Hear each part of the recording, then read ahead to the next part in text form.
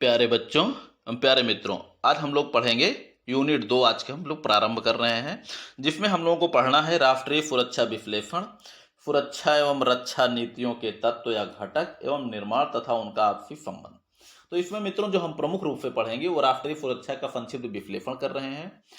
सुरक्षा और रक्षा नीतियों के प्रमुख तत्वों के बारे में पढ़ेंगे और उनके संबंधों के बारे में। चलिए शुरुआत कर रहे हैं। पहला शुरुआत करना है राष्ट्रीय सुरक्षा का संक्षिप्त विश्लेषण। ठीक है, चलिए।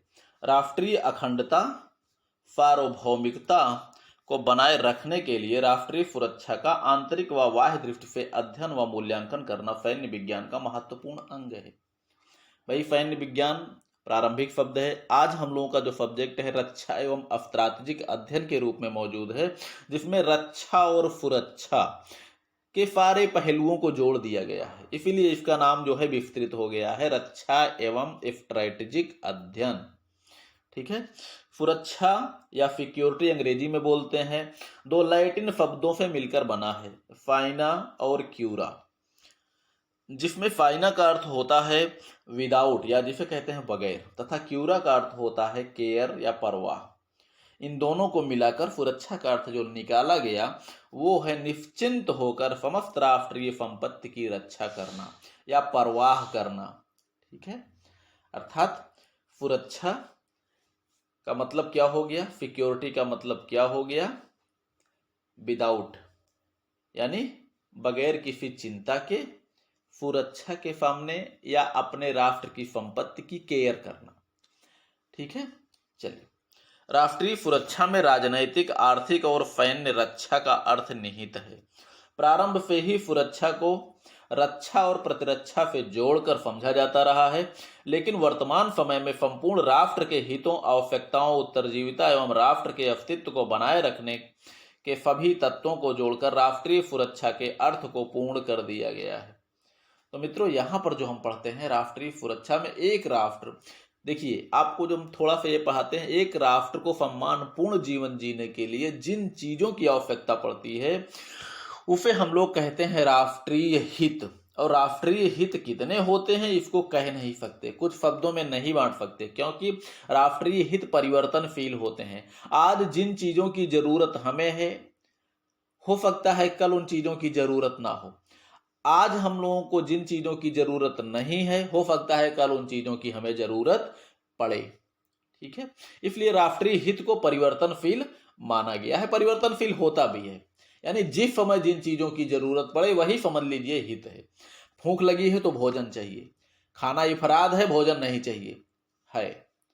ठीक है, घर में खाने को कम पड़ गया, कहीं से खरीदना है।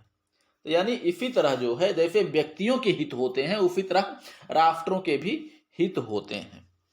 ठीक है, चलिए अब देखिए यहां पर हम पढ़ेंगे राष्ट्रीय सुरक्षा के प्रमुख तत्वों के बारे में। ठीक है, राष्ट्रीय सुरक्षा के जो प्रमुख तत्व हैं वो इस प्रकार हैं।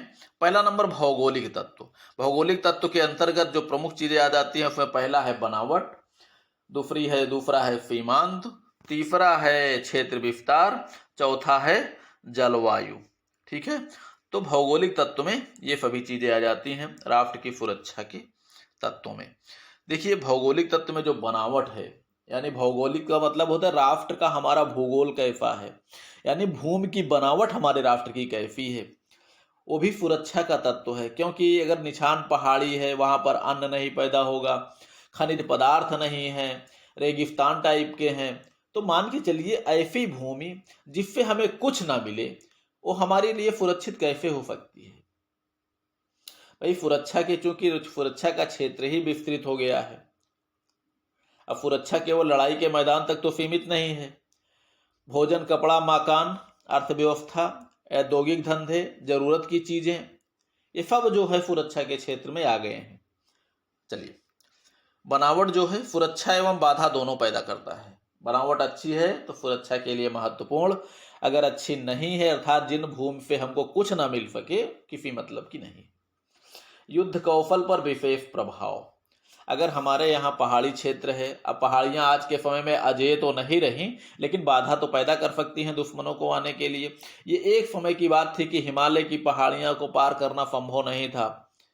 हिमालय जो भी भारत पर आक्रमण होते थे वो उत्तर पश्चिम क्षेत्र अर्थात पाकिस्तान की ओर से होते थे। जिस समय जहां पाकिस्तान है ना उधर के ही रास्ते से होते थे। लेकिन अब जो है आज के समय में प्रक्षेपास्त्र कहीं भी गिराए जा सकते हैं, हवाई जहाज से हिमालय पर्वत को भी पार किया जा सकता है।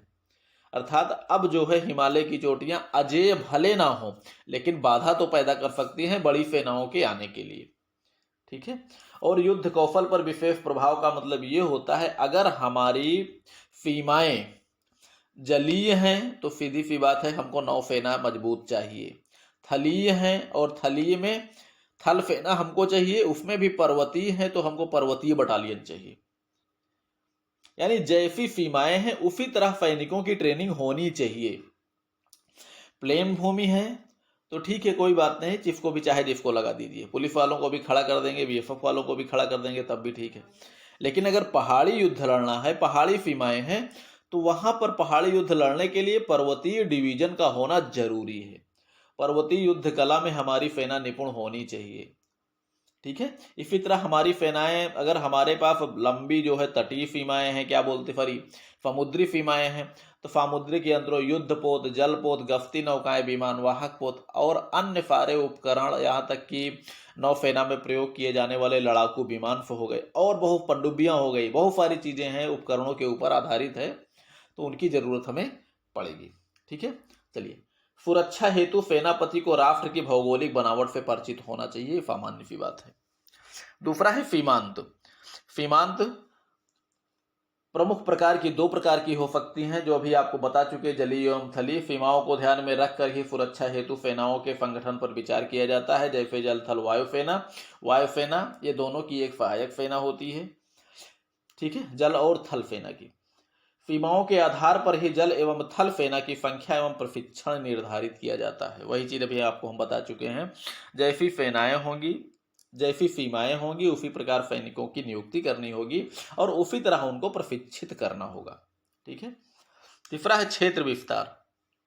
अधिक क्षेत्रफल का सुरक्षा में विशेष महत्व होता है। भाई उम्मीद हम ये करते हैं कि हमारा क्षेत्रफल अगर अधिक है, ठीक है, तो वहां पर ज्यादा से ज्यादा हमारी उपजाऊ भूमि होगी, ज्यादा से ज्यादा हमारे यहाँ प्राकृतिक संसाधन भी होंगे, खनिज संसाधन भी होंगे। और जो प्रमुख चीज सुरक्षा और रक्षा में उपजाती है कि बड़े क्षेत्रों को शीघ्रता से जीता नहीं जा सकता। सोवियत संघ का बड़ा क्षेत्र जो है, इसी कारण विस्तृत क्षेत्र और साइबेरिया का ठंडा क्षेत्र, जिसके कारण उसको ना तो नेपोलियन परास्त कर पाया, नेपोलियन जीत पाया, और ना ही हिटलर जीत पाया। इसी तरह बड़े क्षेत्रों को जीतने में समय लगता है, अगर वो भी कमजोर पड़ते गए तब, क्योंकि बड़े राष्ट्रों में, बड़े क्षेत्रों में द्वितीय प्रहारक क्षमता ज्यादा प्राप्त होती है। अब देखिए, भारत की विफलता ही थी कि अंग्रेजों को पूर्ण भारत पर अधिकार करने में 100 ईयर लग गए। ठीक है। चलिए, अधिक संसाधन एवं खनिज पदार्थ बड़े राष्ट्र में होने की संभावना होती है। क्षेत्रीय विस्तार के कारण ही नेपोलियन एवं हिटलर जैसे महान सेनानायक रूस को पराजित नहीं कर पाए और भारत पर अधिकार करने में अंग्रेजों को 100 ईयर लग गए। जलवायु एवं विकास की दृष्टि से, सुरक्षा एवं विकास की दृष्टि से जलवायु का विशेष महत्व होता है, क्योंकि सैनिकों की क्षमता राष्ट्र की जलवायु पर ही निर्भर करती है। खाद्यान्न उत्पादन हेतु 20 डिग्री से 60 डिग्री सेल्सियस तापमान लाभदायक होता है। हंटिंगटन ने कहा है कि विकास हेतु तापमान 32 अंश फ़ारेनहाइट से 70 अंश फ़ारेनहाइट के बीच में होना चाहिए। ठीक है। तापमान का मतलब हर प्रकार के अन्न उपजाऊ हो सकते हैं। अब सैनिकों के ऊपर विशेष प्रभाव पड़ता है जलवायु का, क्योंकि वातावरण परिवर्तन होता है तो सैनिक ऑटोमेटिक बीमार पड़ जाएंगे। इससे अच्छा है अगर विभिन्न जलवायु रहे तो हर क्षेत्रों में, हर स्थानों पर सैनिकों में कार्य करने की क्षमता स्वयं ही आ जाती है। अचानक अगर गर्म क्षेत्र से ठंडे प्रदेश में कार्य करना हुआ तो उनके लिए विशेष दिक्कत नहीं होती है, क्योंकि इसीलिए जो है भारत की सेनाओं को, एक जो है फौजी को, उसकी लाइफ में लगभग भारत के संपूर्ण जलवायु से परिचित करा दिया जाता है। अर्थात कश्मीर में भी जाना पड़ेगा उसको, ठंडे क्षेत्रों में भी, गर्म क्षेत्रों में भी, और नीचे से ऊपर चारों तरफ सीमाओं पे उसको एक बार पूरा भ्रमण करा दिया जाता है, ताकि उसको पता चले कि हमको इन्हीं सीमाओं पे लड़ना है, और उसकी जानकारी लगभग उनको हो जाती है और कराया भी जाता है। ठीक है, चलिए ये तो हो गया जलवायु। अब हम आ जाते हैं जो मुख्य दूसरा तत्व है, भौगोलिक तत्व के बाद दूसरा जो तत्व है वो है आर्थिक तत्व। आर्थिक तत्व आज के समय में अर्थव्यवस्था का विशेष महत्व होता है, ये सब लोग जानते हैं। अर्थव्यवस्था एक ऐसी चीज है जिसके द्वारा हम राष्ट्र का संपूर्ण विकास कर सकते हैं। संपूर्ण विकास का मतलब चाहे सड़क बनवाइए, चाहे नहरों को खुदवाइए, चाहे बिजली पानी जो भी चीजें हैं, यानी गवर्नमेंट अगर किसी विकास कार्य में हाथ लगाती है तो वहां से केवल पैसा पास होता है, बाकी सारा कार्य हमारे मजदूर करते हैं। ठीक है, और ये संभव तभी होता है जब राष्ट्र की खजाने में अपार धन भरा रहे। ये कैसे संभव है? राष्ट्र की अर्थव्यवस्था मजबूत हो। अर्थव्यवस्था कैसे मजबूत होगी? निर्यात अधिक होना चाहिए और आयात कम होना चाहिए। ठीक है, आत्मनिर्भर होने के साथ साथ हम अन्य राष्ट्रों को भी बहुत सारी सप्लाई देते रहें, अर्थात निर्यात हमारे यहाँ ज्यादा होना चाहिए, आयात कम होना चाहिए, राष्ट्र का औद्योगिकरण होना चाहिए, जिसके दम पर जो है राष्ट्र अपने यहाँ जरूरत से ज्यादा सामानों को निर्मित करे। खनिज पदार्थों में भी मजबूत होना चाहिए हम लोग, क्योंकि कच्चा माल हमारे खनिज पदार्थ ही उपलब्ध कराते हैं। ठीक है, चलिए, प्रत्येक विकास कार्य में धन की आवश्यकता होती है। प्रतिरक्षा की चौथी भुजा कहा जाता है आर्थिक शक्ति को। मित्रों, आज के समय में आर्थिक शक्ति सॉरी यौद्धिक उपकरण इतने महंगे हो गए हैं कि कमजोर अर्थव्यवस्था वाला राष्ट्र आज के युद्धों को नहीं लड़ सकता। ठीक है, भोजन से भी ज्यादा महंगा हो गया है युद्ध का उपकरण। अगला है रक्षा उत्पादन खर्च अत्यधिक महंगा है। रक्षा क्षेत्र में आत्मनिर्भरता बिना औद्योगिक विकास के संभव नहीं है। औद्योगिक विकास ही नहीं मित्रों, यहाँ पर औद्योगिक के साथ टेक्नोलॉजी भी होना चाहिए, तभी जो है हम रक्षा के क्षेत्र में आत्मनिर्भर बन पाएंगे। क्योंकि आज का युग टेक्निकल युग है, विज्ञान और तकनीकी का युग है। जो लड़ाई के मैदान में जिन हथियारों का प्रयोग हो रहा है सब वैज्ञानिक हथियार हैं, एक से एक टेक्निकल हथियार, पलक झपकते विनाशकारी हथियार है। परमाणु हथियार जैसे हथियार आ गए हैं जिसके कारण संपूर्ण धरती का विनाश किया जा सकता है। ये सब विज्ञान और टेक्नोलॉजी की ही देन है, भले इनका प्रयोग ना हो। अब वर्तमान युद्धों में आर्थिक युद्ध भी लड़ा जाता है। आर्थिक युद्ध में शत्रु के अर्थव्यवस्था वाले केंद्रों पर आक्रमण किया जाता है। भाई ये सत्य है कि कमजोर अर्थव्यवस्था वाले राष्ट्र जब वर्तमान युद्ध नहीं लड़ सकते तो इसके लिए राष्ट्रों का दायित्व ये भी एक हो जाता है, लड़ाई में उन्हें अर्थव्यवस्था को भी शामिल कर लिया है कि उसकी शक्ति को ही नष्ट किया जाए। अर्थात जहां से उनको अर्थव्यवस्था प्राप्त होती है उन क्षेत्रों पर अटैक करके उनको पहले नष्ट कर दिया जाए तो राष्ट्र की लड़ने की क्षमता स्वयं ही नष्ट हो जाएगी। ठीक है, उद्योगों में अर्थव्यवस्था वाले केंद्रों पर आक्रमण, उद्योगों में हड़ताल कराना, उद्योगों को हवाई बमबारी द्वारा नष्ट करना, अनाज गोदामों एवं खड़ी फसलों में आग लगा देना, सैनिक युद्ध के साथ साथ आर्थिक युद्ध दोनों एक साथ ही लड़ा जाता है। ठीक है, एक तरफ सैनिक तो युद्ध के मैदान में सैनिकों का मुकाबला करते हैं और दूसरी तरफ चाहते हैं हमारे शत्रु राष्ट्र आर्थिक दृष्टि से इतना कमजोर हो जाए कि हमसे लड़ने लायक ही वो ना बचे। ठीक है, तो जहां से उनको दम मिल रही है, भाई हथियारों की जरूरत है, हथियार औद्योगिक खानों में वो क्या बोलते हैं फैक्ट्रियों में बन रही है, फैक्ट्रियों को बम द्वारा उड़ा दिया जाए। व्यापार के द्वारा जो है धन मिल रहा है, व्यापार को समाप्त कर दीजिए। अगर जब यहाँ पे नहीं मिलेगा तो राष्ट्र चाहेगा कि हम खरीद कर लाएं, चारों तरफ से नाकेबंदी कर दीजिए, खरीद कर उसके यहाँ सामान जाने ही ना पाए, ऑटोमेटिक वो पराजय स्वीकार कर लेगा। ठीक है, तो इसलिए हराने के लिए, एक राष्ट्र को पराजित करने के लिए कई चीजों का प्रयोग किया जा रहा है इस समय। अगला है राजनैतिक तत्व, सुरक्षा का एक राजनीति, इसलिए अर्थव्यवस्था में, इसलिए एक राष्ट्र के जरूरी है कि अपनी अर्थव्यवस्था को मजबूत रखे और अर्थव्यवस्था की बराबर रक्षा करता रहे, क्योंकि ये एक प्रकार से प्रतिरक्षा की चौथी भुजा भी बना है और शत्रु लड़ाई के मैदान में अर्थव्यवस्था को भी नष्ट करने का प्रयास जरूर करता है। अगला है राजनैतिक तत्व, आंतरिक व विदेश नीति दोनों महत्वपूर्ण होते हैं। राजनैतिक तत्व के लिए जैसे आंतरिक में क्या होता है, प्रत्येक व्यक्ति हेतु बराबर उत्तरदायित्व का निर्वाह। ठीक है, हर व्यक्ति के लिए राष्ट्र की नीतियां बराबर होनी चाहिए, अर्थात प्रजा के लिए राजा का बराबर हर प्रजा से व्यवहार होना चाहिए, भेदभाव बिल्कुल नहीं। हालांकि ये बहुत बड़ी चीज नहीं है, क्योंकि यहां पर तो अब जातिगत आधार पर भी भेदभाव होने लगे हैं, लेकिन वो राष्ट्र के लिए खतरनाक है। वाह क्या है? वाह में आ जाता है सुदृढ़ विदेश नीति एवं संप्रभु सरकार। भाई राजनीतिक तत्व में अपने यहाँ की राजनीतिक व्यवस्था भी चलानी है और पड़ोसी राष्ट्रों से संबंधों को भी स्थिर बना के रखा जाता है कि जरूरत पड़ने पर हमारे पड़ोसी मित्र हमारे काम आए। जिन चीज़ों की हमें जरूरत हो अगर हमारे मित्रों के पास हो तो हमको उपलब्ध करा दे, चाहे युद्ध के, चाहे लड़ाई के समय में हो, चाहे शांति के समय में, गैर लड़ाई के समय में। ठीक है, जरूरत की चीजें उनको उपलब्ध कराए। विदेश नीति भी निर्भर करती है। अस्थायी एवं सुदृढ़ सरकार ही राष्ट्र की सुरक्षा में महत्वपूर्ण भूमिका नीतियां अपना सकती है। अगला है धार्मिक तत्व। विभिन्न धर्मों वाले राष्ट्र में भी धार्मिक खतरा मौजूद होता है। मित्रों ये सही है सुरक्षा के लिए, अर्थात विभिन्न धर्म मौजूद हैं तो कोई ऐसा जो है कहीं पर कोई बीज ना पड़ने पाए जिनके बीच इनके अंदर की एकता जो है एक धार्मिक रूप से विस्फोटित हो जाए, यानी धर्म गुट में बढ़ जाए। जैसे भारत का विभाजन हिंदू मुस्लिम तनावों को ध्यान में रखते हुए राष्ट्रीयता के आधार पर किया गया, यानी हिंदू राष्ट्रीयता अलग, मुस्लिम राष्ट्रीयता अलग। ठीक है, तो धार्मिक तत्व जो विभिन्न धर्मों के राष्ट्र हैं जहां पर इनके अंदर एकता बनी है वहीं ये शक्तिशाली भी हैं, और जहां इनके अंदर विभाजन या विभेद या भेदभावपूर्ण बीज पड़ने शुरू हो गए वहीं पर जो है इनके अंदर विभाजन की भी स्थिति पैदा हो जाती है, खतरे उत्पन्न होंगे। अलग धर्म वाले अलग राष्ट्रों की मांग करेंगे, जब गवर्नमेंट उनके प्रति भेदभाव नीति अपनाएगी तो यहाँ पर विद्रोह होगा। ये लोग कहेंगे जब हमारे प्रति भेदभाव नीति अपना रहे हैं तो हमें अलग कर दीजिए, हम संभाल लेंगे अपने आप को।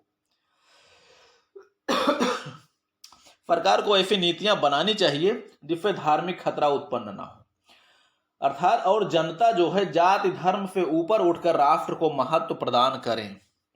हालांकि कुछ भी हो, चाहे राजा हो, चाहे प्रधानमंत्री हो, चाहे राजनेता हो, है तो मनुष्य ही ना, सबके अंदर अपनी अपनी भावनाएं हैं, लेकिन उसको जो है मनुष्य से, या जैसे कहा जाता है राजा के पास कुछ दैविक अधिकार होना चाहिए, अर्थात अपने जाति धर्म से ऊपर उठकर केवल राष्ट्र हित के बारे में उसको सोचना चाहिए और उसी तरह उसको व्यवहार करना चाहिए।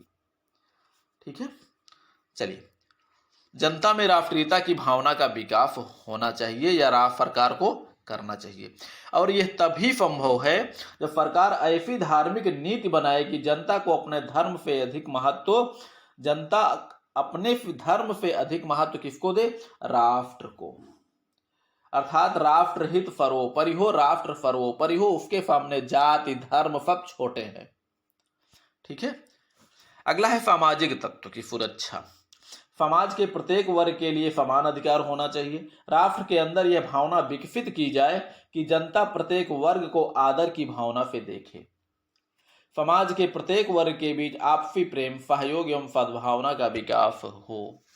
मित्रों ये सही है कि जहाँ पर एक अलग अलग समाज होते हैं, अलग अलग उनके एक गुट टाइप के बने रहते हैं, जाति अलग है तो एक जातीय गुट भी बनने की संभावना होती है, धर्म अलग है तो धर्म की गुट भी बनने की संभावना हो जाती है, और इन सबको मिलाकर ही एक समाज का निर्माण होता है। अर्थात समाज के बीच में अलग अलग गुट न तैयार होने पाए और अलग अलग गुटों के जो साथ जो है बराबर व्यवहार होता रहे, उनमें कहीं भेदभाव ना होने पाए, ऐसा सरकार को चाहिए, ऐसी नीतियां बने। जैसे आप देख रहे हैं ना, ये कहा जाता है हम लोग यहाँ यूपी गवर्नमेंट में ये मुलायम सिंह है यादवों की भर्ती कर रहे हैं, मायावती हैं एफटीओ की भर्ती कर रही हैं, बीजेपी गवर्नमेंट ये जनरलों की भर्ती कर रही है। तो ये बात दूसरी है, ये चीज़ें राष्ट्र में होती हैं क्योंकि बनाने वाले जो भी हैं राष्ट्र के नेता हो निर्माता हो वो सब मनुष्य ही हैं।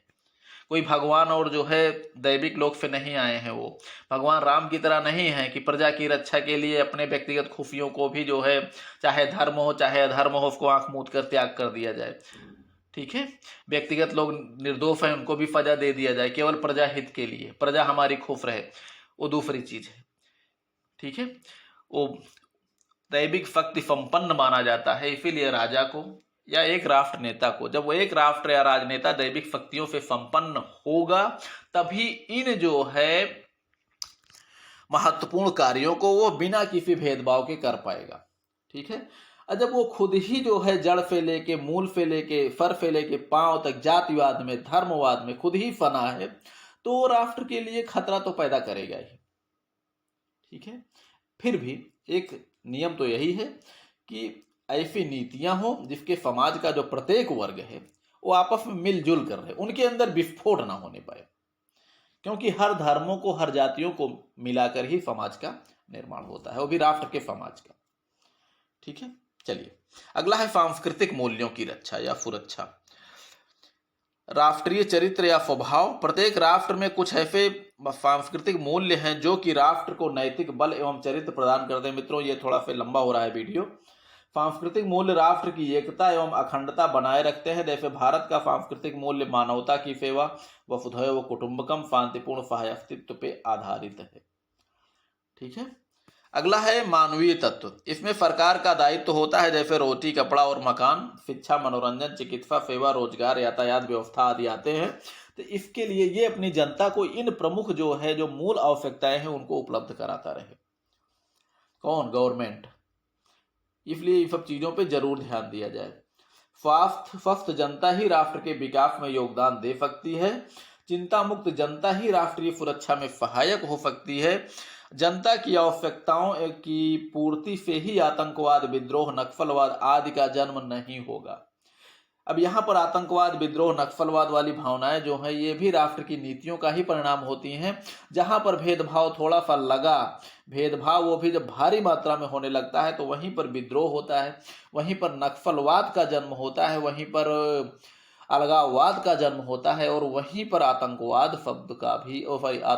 का भी जन्म होता है। ठीक है, यही विद्रोही, नक्सलवादी, वही अलगाववादी हमारे पड़ोसी शत्रुओं से हथियार को प्राप्त करके वही आतंकवादी भी बन जाते हैं, क्योंकि अब उनको हथियार देने वाला अपने राजनीतिक लाभ के लिए भी इस्तेमाल करने लगता है। ठीक है, याद रहे कि जनता का शोषण ही जनता को आतंकवादी, विद्रोही, नक्सली, लुटेरा आदि बनने पर मजबूर कर देती है। यहाँ तो हमने केवल शोषण लिखा है मित्रों, लेकिन शोषण और भेदभावपूर्ण नीतियां दोनों आप समझ लीजिए। अगला है सैनिक तत्व। इसमें सभी मानवीय तत्व इसमें समाहित होते हैं। पड़ोसी राष्ट्रों एवं शत्रुओं के मुकाबले नए एवं आधुनिक हथियारों से सज्जित सेना होनी चाहिए सुरक्षा के लिए। सेना का दायित्व वाह्य सुरक्षा, सीमाओं की रक्षा, इसमें आतंकवाद से रक्षा, किसी आक्रमण से सुरक्षा आदि। आंतरिक सुरक्षा में मानवीय सेना, जैसे आज देखा जाए बाढ़ आ गई है, अकाल पड़ रहा है, भूकंप, राहत कार्य हो रहा है, तो इसमें पुलिस वालों को भी लगा दिया जाता है, फौजियों को भी लगा दिया जाता है। बाढ़ में जो फंसे लोग हैं उनको निकालने के लिए हमारे जवानों को भी लगा दिया जाता है। तो ये भी सेना का दायित्व होता है। राष्ट्र की सुरक्षा, चाहे बाहर शत्रुओं से सुरक्षा करना हो, चाहे अंदर आने वाले विभिन्न आपदाओं से सुरक्षित करना हो, यानी इनको लगाया जा सकता है, क्योंकि इनका कार्य ही है अपने नागरिकों की रक्षा करना, देश की रक्षा करना। देश के अंदर नागरिक हैं, नागरिकों की रक्षा कीजिए। देश के सीमाएं हैं, सीमाओं की रक्षा कीजिए। ठीक है, तो मित्रों ये चैप्टर लंबा हो गया। अब आगे अगले चैप्टर में हम लोग पढ़ेंगे रक्षा नीति के प्रमुख अंग। तब तक आप लोग पढ़िए, लिखिए, मस्त रहिए और खुश रहिए।